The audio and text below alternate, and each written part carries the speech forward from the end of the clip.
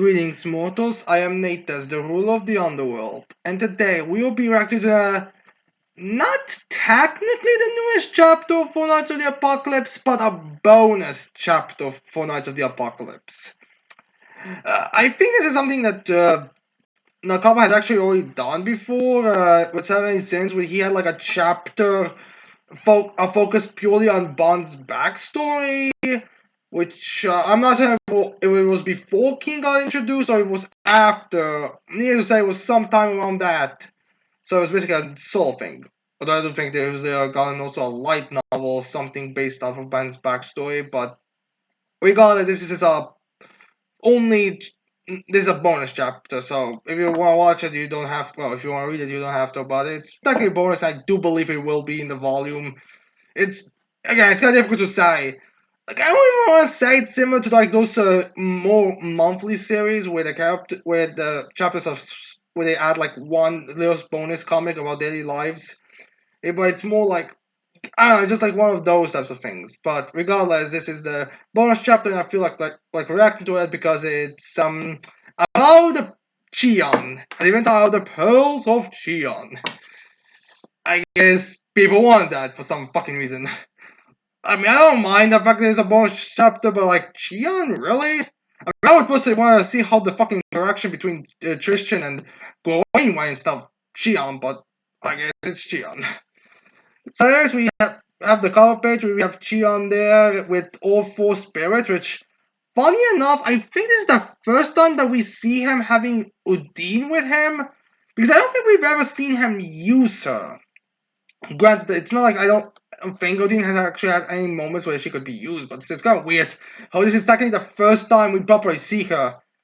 And in case you're wondering, no, we do not even see her being used this chapter. Like, Udine is like one spirit that is never being used.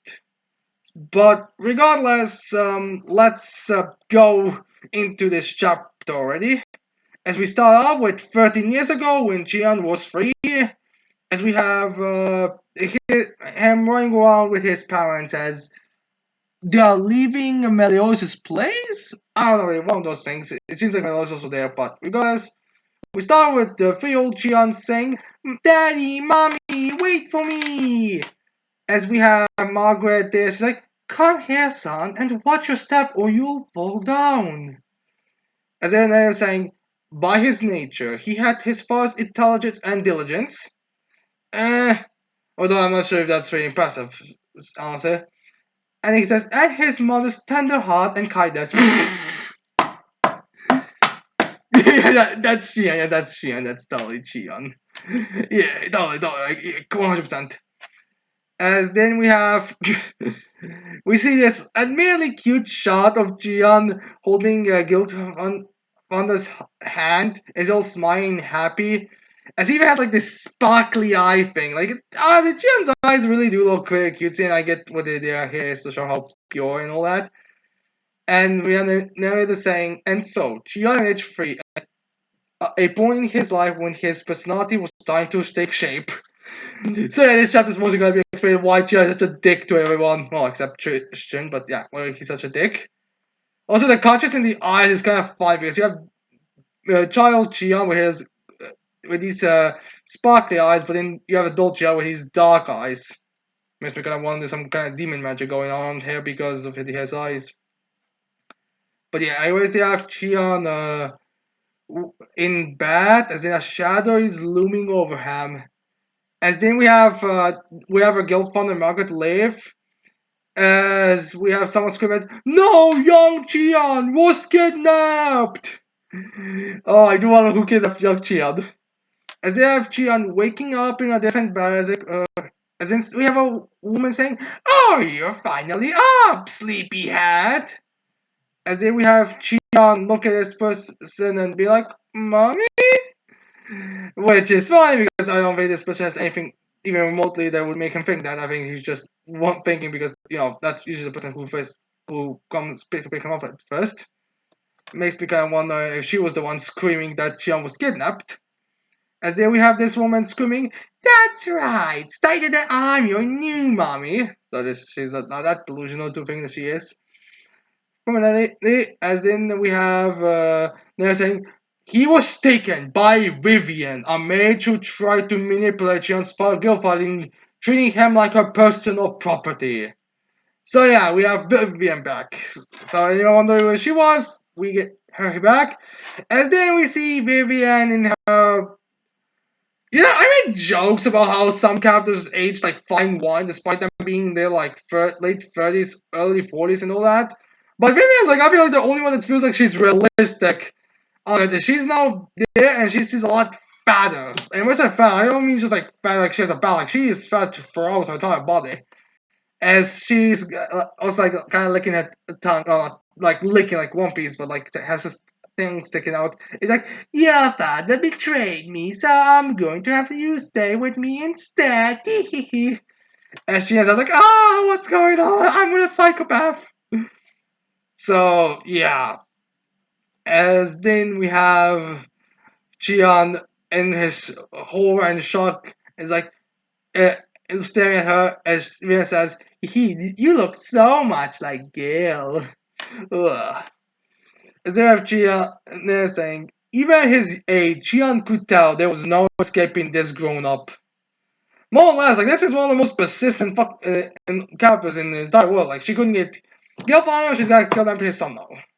So yeah, would as then we have the narrator saying, but if he wanted to escape her magic and her obsessive attachment, all he could do was simply comply with her and wait for an opening. Yeah, I guess this at least proves that he was intelligent. Got that he could have done better. I guess all of his intelligence was sucked away as much as all of his kindness, because like clearly he is not that much smarter he's not smarter than he was when he was a child, considering the fact that he literally tried to kill all four knights without as soon as they encountered one another. But I gotta wonder why he came up to that conclusion. Like, why must he kill them? As they were Vivian like kind of gawking over him, and she's like, "I chose those outfits for you. Ah, your skin's so smooth." And she's poking his belly button. And he's just horrified by what's going on. Then we cut to the Holy Knights and everyone, as we have we see like two Holy Knights like searching around. We have Hauser comforting Guild. Not wait, Guild, we'll find your son. We have Margaret and Elizabeth comforting one another. Well, we have Elizabeth comforting Margaret over Chion's lost. Makes me kind of wonder where was it Viola? The middle sister. If where she is, because we see them, and maybe you can argue like there's not enough space, but it's kind of weird that we don't see them, since from what we know the two like I'm not gonna like the two of them seem to be going along, like the kingdom that they that not Dreyfus, Guillermo and Viola. I want to say Viola, but I'm not certain. Resides like I think like literally the neighboring kingdom, to Leonis.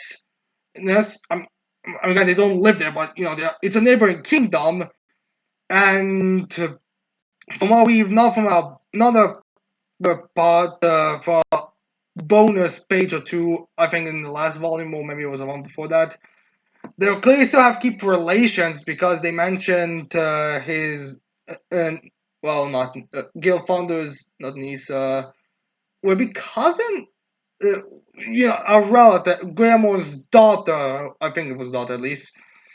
That she just stopped visiting them. I mean, we even see her backside. So kind of weird that they are not there. But again, a very small panel, all things considered. So maybe that's the reason why. And yeah, although this does not makes me kind of wonder, because I think we're gonna find out why exactly is Gilfunder shocked by Chion's personality. Maybe he didn't think he would turn out to be this twisted or something. I mean, again, like when you think about it, it was really twisted. Chion is right to twist it in for Vivian standards. Like, I get why he's twisted, not because of Vivian raising him, which now people were actually thinking that Vivian was the one that raised because Chion's more of a magic user. He would be raised by Vivian. Well, not raised, that he was going to be trained by Vivian. That's why he got this sick, twisted personality. But now we find out she actually kidnapped him. Although she did teach him, as we find out in this chapter, but still kind of. How funny how that go, like, true, but not true at the same time kind of situation. Anyways, then we see where Chion is residing now, as we have Chion plucking something from the ground. There's this like weird little hole there. As Chion looks up, as he sees there's in front of a mountain will with climb guards. I'll never scale it. So yeah, I know. So I guess she did make it and smart by putting it in a place where he wouldn't be able to go there. As I have Chion thinking himself, and that heavy oak door is shut tight at night. So he's also organizing this house.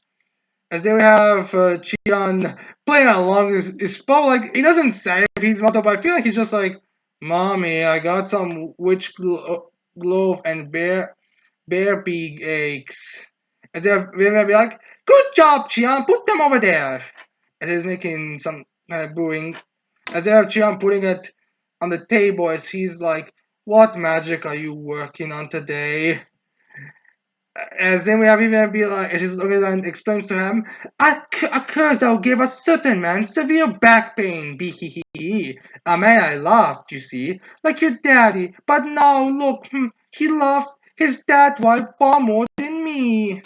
So yeah, I guess you're wondering why Vivian is like this instead of living with Dreyfus and all that is because despite him maybe loving her, is because she could tell that he still loved his old wife more. Which I do feel like is kind of believable, like that's the thing. Do you love when you lose?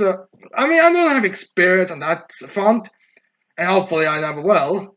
Although I guess more accurate would be women's feelings in that sense, but whatever.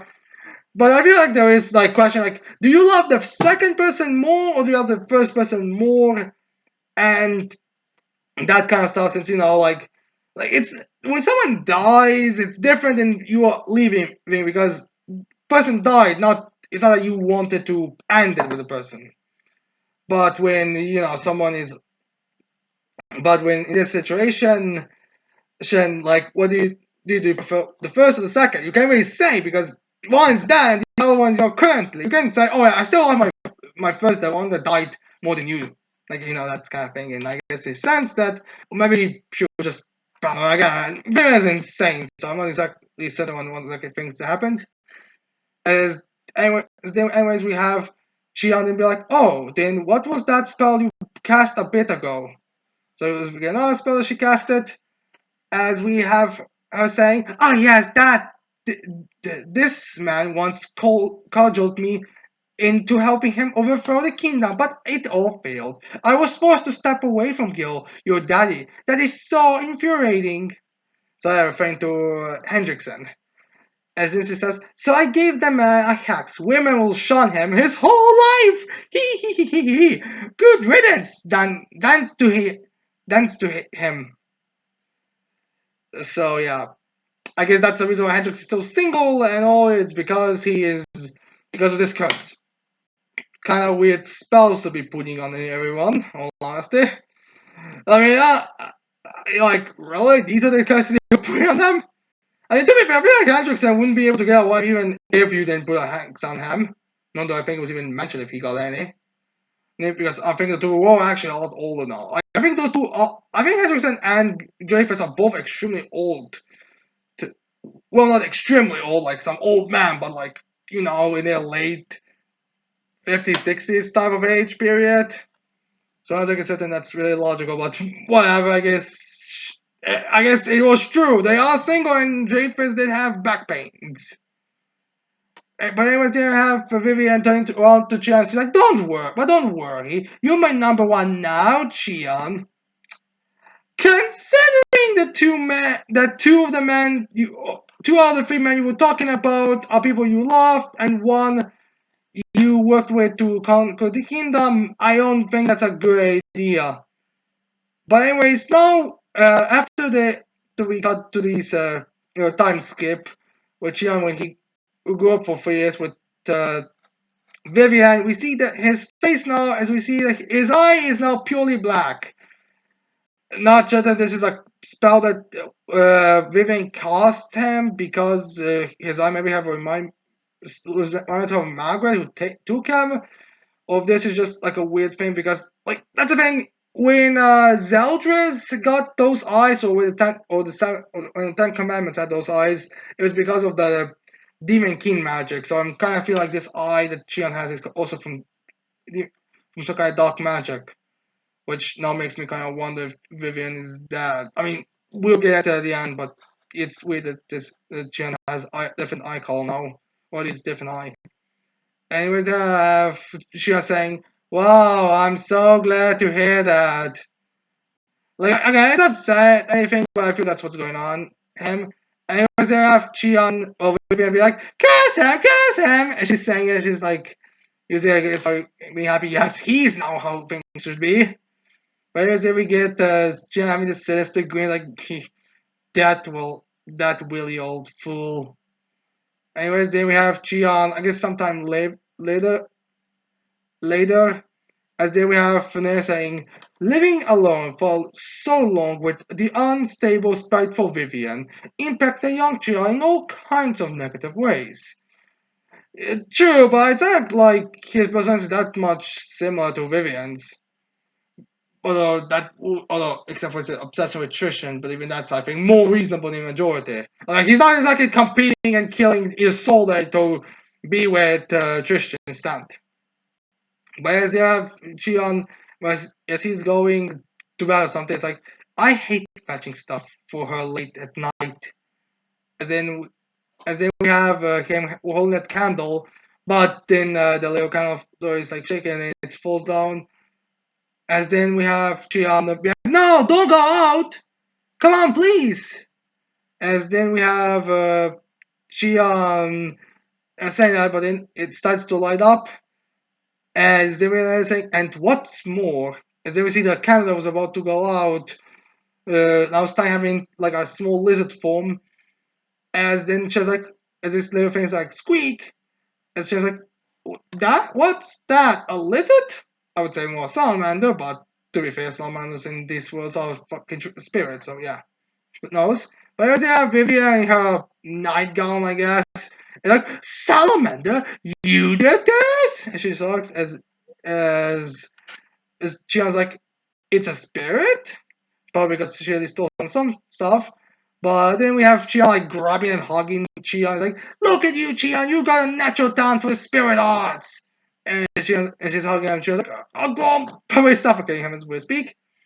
As then we get their little quick passing by their training, as we see Chion creating gnome, create a giant empowered salamander, looking that I'm guessing other spirits, probably some other spirit that we don't know. Well, we've probably seen, but we just haven't seen it active. As Vivian is looking at him, he's kind of looking at him a little bit. Not sure what he's doing now. And then it says, so the two of them polish his skills as a spirit caster. Vivian wanted him to inherit her work, and Gian simply wanted to be rid of her. True, like that was it. As then we have the name saying, yet another year passed. As then we see when Vivian is sleeping, and she's like a very loud woman and kind of that. As then she's gonna and she's like snoring like honestly, I think that snoring, listening to it every single day is the reason why Chion grew up so twisted. Like that it sounds like it would be god awful. But anyways, Chion finally has had enough of this, as he's like, alright, time to get out of this. As we also see how fat Vivian has gotten so far, because like we see her feet and her legs, and those like previously she just looked generally fat, but now she looks like a fucking pig. In all honesty. But anyways, then we have Chion saying she's all yourself, but then she's no longer she's all, and she's starting to get suffocation spell. Makes me kind of wonder how Chion was practicing that, since you'd think that he would take advantage of it as soon as possible. Maybe he just didn't want to waste it too quickly. And my food can't breathe, Lithium. and like trying to stop it or something. Pretty sure that Chion could just leave it for a little while. Maybe he just didn't want to watch the sight of their fucking corpse because would be too disgusting. And then we have Chion just turning around and she has like the same great smile as beforehand. Well, not completely, but that side of smile. She says also, enjoy the taste of the pain I've taken for 6 years, you old bitch. Wait, 6 years. So does that mean Chion is 9 when he escaped her? Well, that was long. How kind of makes me wonder how they exactly convinced this is Chion because it's how long it was. I mean, just saying, 6 years feels like you would only claim someone's dead. Anyways, we have Chion telling her, I'm heading out, alright. As then we have Chion saying, using the salamander as he's like, let's go, salamander. As they have that old door, the door that was too hard for him to open. As we have him activate, as then it just kind of blows the whole door off, as then continues just burning and everything. So she'll end. Then we have Chion using Gnome. As just like, okay, Gnome, your turn! As he makes like a giant pillar for Chion to go into the air, as he can just now jump over. Thank God there was actually enough. He is a good jumper. Because there's like, again, it's like, it looks like the gnome made the little staff holding in the middle and went straight up. So kind of weird, but regardless, he escaped that madness. And again, Chion looks way too young. He looks younger than 9 years old, if you ask me here in this panels. But regardless, he's supposed to be 9 years old. And Chion is fine free. Like I said, he doesn't use Odin to even escape. Again, I do have to wonder if there's like a reason why Odin is like so shafted as a spirit.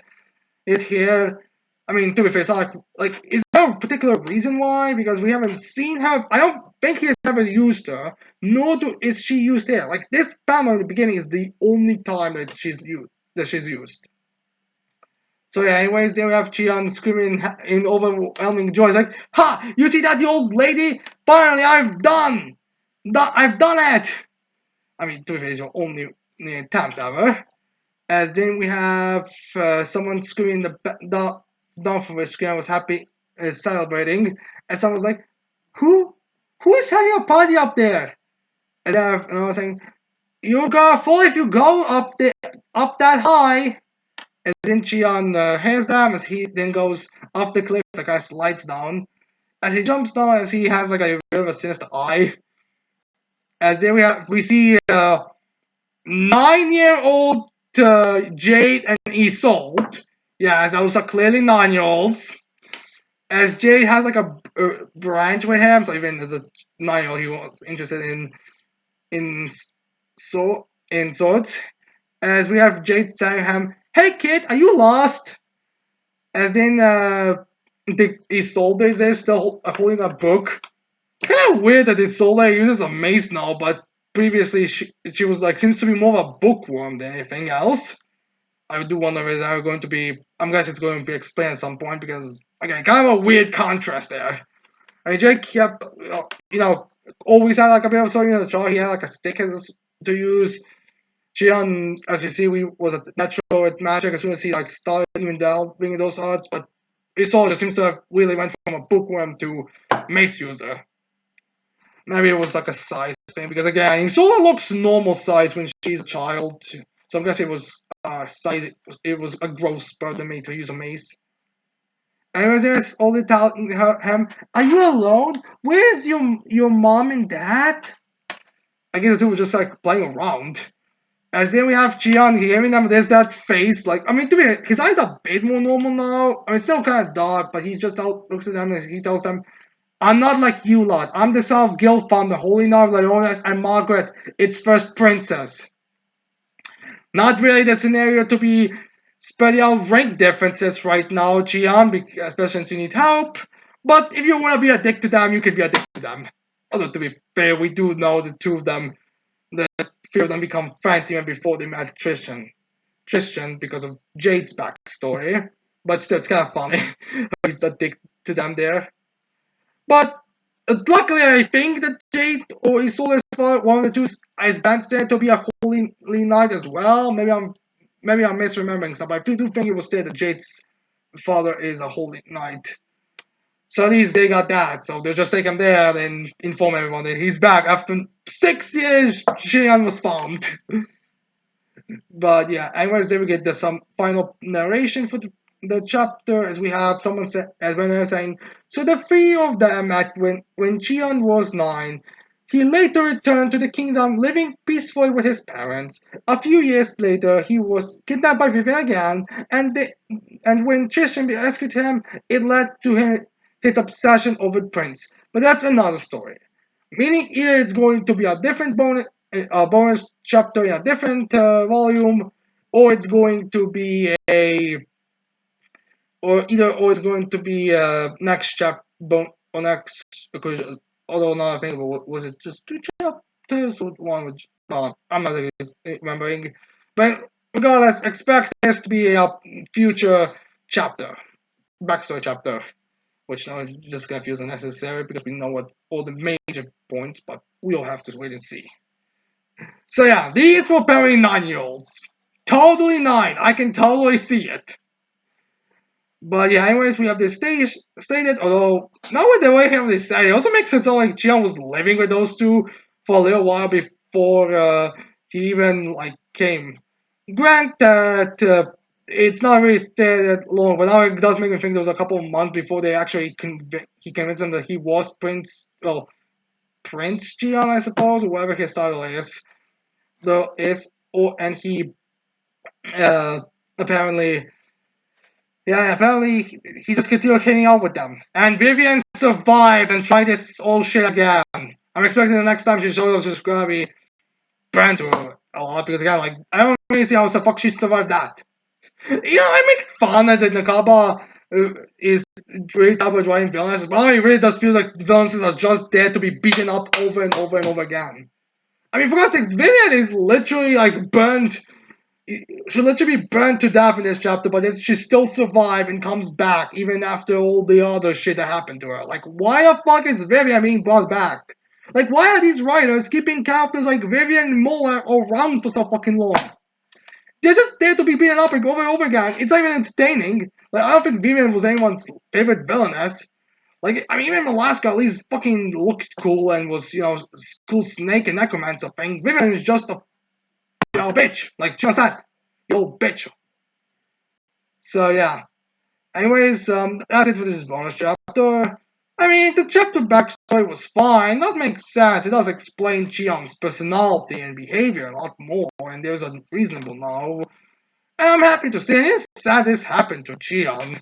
And I feel like also kind of redeemed Jericho in a lot of people's perspective because at least Jericho didn't, want to do stuff like this with Lancelot. Like, and honestly, she had to be stuck with Lancelot for a while, and she might still be brainwashed or something like that by Arthur. But this is just, yeah, this is like a pretty cool backstory on Chion. It does make him a bit more tolerable in the story, so there's a reason behind it, but still, like, the guy's a dick to piss way too much for me to completely excuse him. Like, this is a reason, but it's kind of like a Orochi thing. Yeah, it explains why, but that doesn't change the fact how annoying it is. But yeah, anyways, I hope you like this bonus chapter reaction, which fine enough is longer than most of my chapter reactions, or is equal to that amount. And I hope you leave your thoughts in the chat in the comments below, especially why do you think Odin isn't being used or incorporated in the story or anything? Do you have any fears on why? Leave it in the comments below. That's it. I hope you like this video. Don't forget to subscribe to the channel for more videos in the future. And with that said, I cannot wait to see all of you mortals next time. Goodbye.